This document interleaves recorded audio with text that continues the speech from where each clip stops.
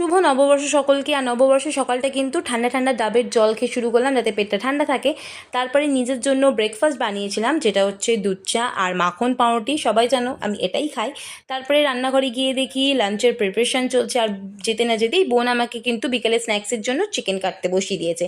তো কাটার পরে আমি চান টান করে নতুন জামা পরে রেডি হয়ে গিয়েছিলাম, লাঞ্চ করতে বসলাম। লাঞ্চে ছিল চিকেন বিরিয়ানি, চিকেন চাপ। তো লাঞ্চটাকে হজম করার জন্য আমি লিমকা খেয়ে কিছুক্ষণ রেস্ট নিয়ে নিয়েছিলাম। তো ঘুম থেকে উঠে দেখি বোন চিকেন স্ট্রিপসগুলো ভাজছে, আর আমার তো একটাই কাজ খাওয়া, তো আমিও চটপট করে মেয়োনিজ দিয়ে খেয়ে নিয়েছিলাম।